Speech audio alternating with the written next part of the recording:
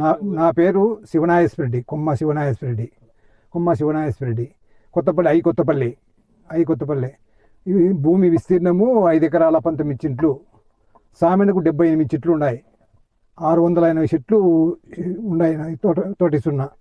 మాకు తెలియకుండా మామూలుగా ఆర్డీఓ సార్ దగ్గరికి తిప్పినారు. అందరి దగ్గరికి పోయినాను నేను. ఆర్డీఓ సార్ వచ్చి ఫీల్డ్లోకి వచ్చి చూసి చెప్తామన్నాడు.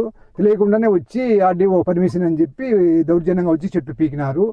చెట్లు రన్నింగ్ మోటారు వైర్లు కూడా తీసి డిప్పు లైన్లు తీయకుండా అంతే ఆయన తొక్కిచ్చి 20 చెట్లు పీకినారు.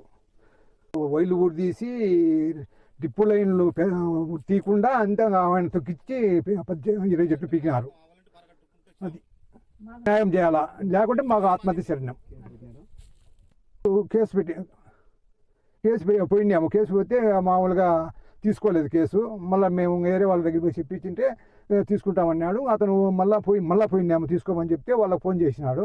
మీ ఇష్టం, అదిగా వాళ్ళు చెప్పినాము, ఇట్లా మాకు ప్రెజర్ వచ్చింది, మేము ఏం చేయలేము, మీ ఇష్టం, మీరు పోయినారంటే ఇబ్బంది పడతారని చెప్పినారు. పీకింది ఇది లైన్ వాళ్ళు 400 kV లైన్ వాళ్ళు 400 kV లైన్ 250 చెట్లు పోతాయి లైన్ కింద.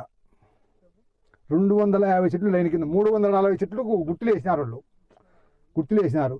దాని మీద లాగేటప్పుడు ఎన్ని కొమ్మలు పోతాయో, ఎంత నష్టం జరుగుతుందో మాకే తెలియదు. ఇప్పుడు ఒక్క పైసా కూడా తెలియదు. సెటిల్మెంట్ చేసుకోకుండా లెక్క లేకుండానే వచ్చి దౌర్జన్యంగా వచ్చి పెరిగినారు. హైకోర్టుకి వేసినాను. హైకోర్టులో ఉంది, కేసుకి నడుస్తుంది. వీళ్ళు ఒక పారిపోయినారు, కౌంటర్ వేసి మళ్ళా 2 వారాలు వాయిదా తీసుకున్నారు. మళ్ళీ కౌంటర్కే పోలేదు వీళ్ళు. ఇక్కడిక్కడనే నన్ను తిప్పుతున్నారు. కేసు నడుస్తుంది. వచ్చి పీకినారు దౌర్జన్యంగా. మంచి రైతు లేకుండానే పీకినారు దౌర్జన్యంగా వచ్చి. ఇక్కడ ఈరోజు జరిగిన ఒక రైతుకు అన్యాయం గురించి మేము సంఘీభావంగా ఈ తోటకు వచ్చాము. కొమ్మ నాగేశ్వరరెడ్డి అనే ఇందుకూరు గ్రామ పంచాయతీ ఐకొత్తపల్లె గ్రామ నివాసి అయిన శివనాగేశ్వరరెడ్డి అనే తోట ఈ పవర్ గ్రిడ్ కంపెనీ వాళ్ళు దుర్మార్గంగా బుడదలో కూడా లెక్క చేయకుండా, వారం 10 రోజుల్లో కోచే చిన్న చెట్లు కూడా లెక్క చేయకుండా పిచ్చి మొక్కల్లా పెరిగి పక్కన పడేసి ఈ దుర్మార్గ చర్యకి అందం లేదా?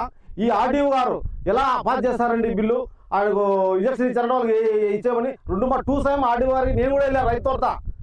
ఆయన ఒకరోజు నేను ఆదివారం నుండి వస్తా, మధ్యాహ్నం 2 గంటలకు వస్తా అని చెప్పి రాకుండా వాళ్ళకి ఆర్డర్ పాస్ చేసి ప్రొడక్షన్ చేయండి, వాళ్ళు చేయండి అని వాళ్ళు ఏమాత్రం ఎవరిని లెక్క చేయకుండా, ఎవరు ప్రొడక్షన్ లేదు, ఏమి లేదు, రైతు లేని సమయంలో వచ్చి ఈ ఒక చీనా తొట్లను వారం 10 రోజుల్లో ఈ కోసి అమ్ముకునే స్టేజ్లో అన్నం తినే ప్లేట్లో పెట్టి అన్నం తినే టైంలో ప్లేట్లో మట్టి రైతుకు చాలా దుర్మార్గమైన చర్య. ఇంతవరకు మేము పోరాడతాము. ఇది చంద్రబాబు గారికి వరకు ఈయన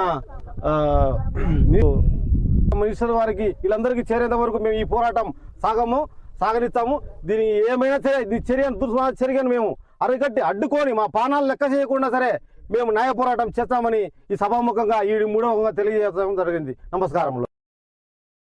ప్రతి ఒక్కరూ తప్పనిసరిగా యూట్యూబ్లోకి వెళ్ళి కడప వార్తను లైక్ చేయండి, సబ్స్క్రైబ్ చేయండి. ఇట్లు మీ జి రమణయ్య, ఎడిటర్, కడప వార్త.